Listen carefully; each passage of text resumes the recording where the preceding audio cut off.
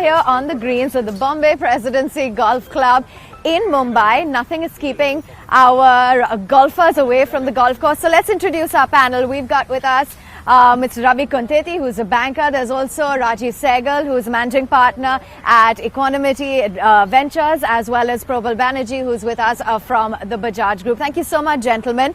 So, you know, the saying goes that you drive for show and you putt for dough. So what is it that you're expecting from the finance minister this time around? Some sort of big bang reforms or small effective measures?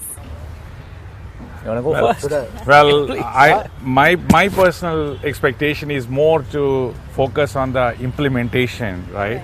We have been having good policy announcements, but I think they've all been fraught with some implementation challenges.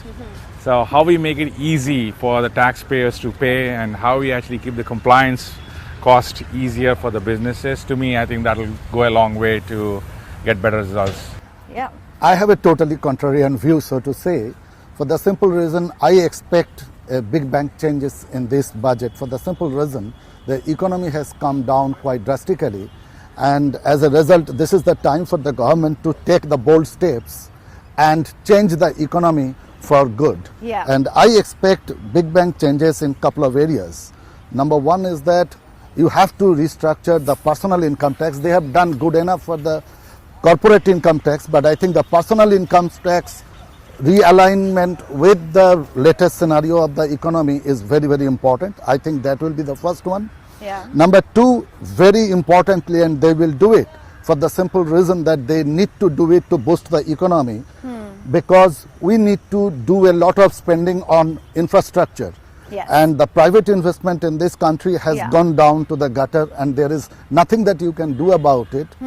So as of today, it's the government who have to take up the cudgels and spend the money. And as we all know, they are talking about spending about $1.43 trillion for the next couple of years. And if they have to do that, they will have to do that. There is no other option, because that is the only thing which will boost up the demand in the economy. So, you know, you've spoken about infrastructure, etc., and I understand you're wearing the entrepreneur's hat as well. So when it comes to startups, do you think we need a more conducive and easier business environment? I think a lot can be done by the government in the startup early stage ecosystem front. First of all, they should do what they did with the IT industry 3 decades ago. Stay out, stay away, let them be. But if you want to facilitate, I think there's a lot more R&D budgets that can be sanctioned. There are a lot more tax-friendly measures that can be introduced to boost more investments into R&D, because that really is going to drive innovation going forward. I think that's not too much to ask. They should be doing that, I presume. Do you think, you know, we could see a deviation from the traditional method of sticking to fiscal consolidation, maybe a higher fiscal deficit that will help rev up growth? That's the need of the hour? You know, we have a fiscal deficit target that we've been chasing and missing pretty regularly. Our expectation is that we'll slip this year as well. But given where the economy is, and it's not just India, by the way, we're seeing this all across other markets as well, other countries. The governments will have to step up and spend. The bigger problem in India today is, I think, job unemployment. You know, we need to create an employment. One way to do that is, you know, by focusing more on the demand side today rather than setting in place supply or setting in place measures to take care of supply bottlenecks. So you create demand, you know, give some money in the hands of people by either tax cuts, but then that addresses only a very small sliver of our population.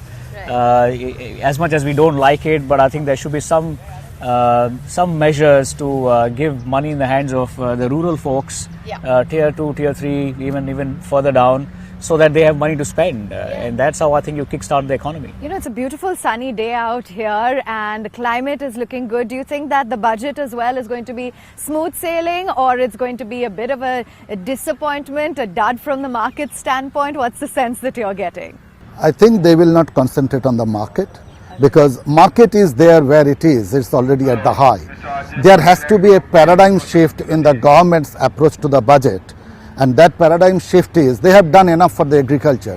I think it's very important now they concentrate on actually incentivize the industry, because it is the industry which will actually cater to the huge amount of disposable income that is desired in the hands of the common people across the country. Right. They have done enough for agriculture, and that can happen only when you create enough of jobs, enough of employment, you create income, you create disposable income, because please understand that there are actually idle capacity in the industry to the tune of about 55-60%. So till the time that gets up to the scenario where there is about 90-95%, you will not have job, employment, demand boosting up, and you will not have the economy growing at the level of say 7.5-8%. Although I must add at the same time, I am not unduly perturbed about the GDP growth becoming lower that way, because it can happen. Right. It's more of an aberration. If you compare it with China, today the Chinese economy, whereas it was a 6-9% growth, it has now come down to the 6.1%, and it is expected with the scenario that it is going, it will actually go down further. Yeah. So I don't think that's an issue really.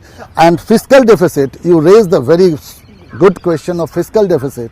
I think fiscal deficit should be a lower priority for the economy and for the government as well. They should spend as much as possible, trillions of dollars, and they should invite foreign capital, whether debt capital and equity really capital, the need of the hour as and now. they should invite and spend money on infrastructure. I just wanted to get in a view from you as well. You know, Ravi, with respect to the PSU bank recap, now they're saying that they may not go ahead with that. The Reserve Bank advising the government to depend more on the capital markets to improve the health. What's your sense on that? My personal view is that I feel very good that government finally took the call on Air India privatization, which should have been probably done 20-30 years ago.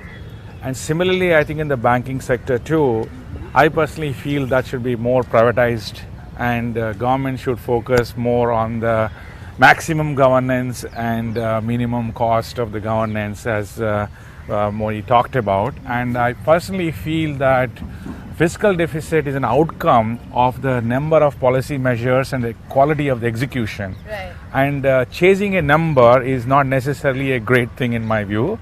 And we should have that continuity and consistency and simplicity of the policy framework. So that gives a lot of confidence to the investors that they invest for long term.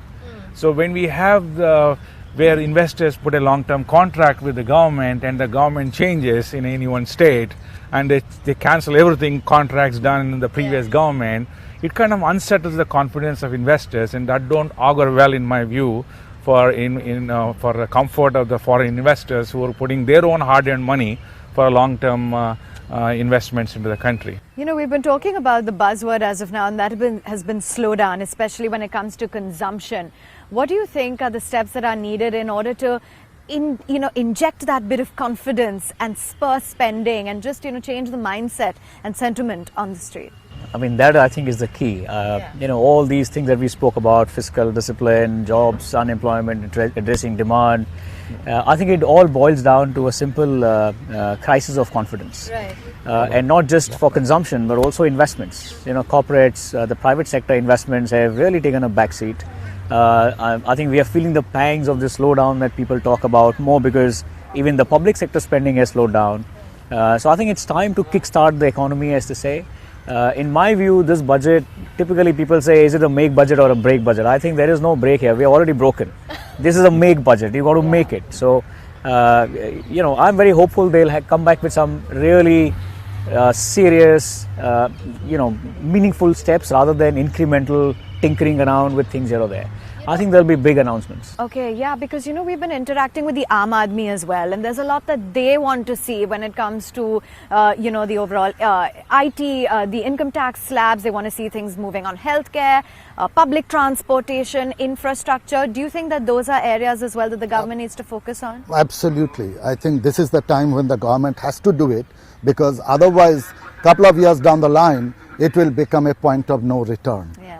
And the important thing is that, very important, we should very clearly understand that the private sector investment is not going to come back in the next 2, 3, 4 long years. I think it'll take that long. It will take very long. The government has to actually jump into the bandwagon and spend all the money that they have, invite all the foreign capital that they have in equity and debt capital markets, and give a free hand to spend money and give them the return. Why? I will tell you. Why the private sector will not come, you must ask me. For the simple reason that most of them, if you look at it, except a couple of groups like Mahindras and others, Bajaj, etc., most of the groups have actually become virtually nobody because their businesses are not running. And I think even the Reserve Bank will have a role to play over there, because the Reserve Bank's banking norms are not really with the structure that the business cycle that we have in our country. Why? Let me explain this. It's very important. For the simple reason that if you have 90 days not paid the bank's dues, you become NPA. It is irrespective of the fact whether the business provides cash. So it should be on the basis of cash flow rather than the normal static days of repayment to the bank. Yeah, you know, that is an area that one needs to focus on. So now, you know, by the time it's 11 a.m., you guys will be deep, I'm sure, in a very interesting game of golf. Thank you. Thank you. Thank you.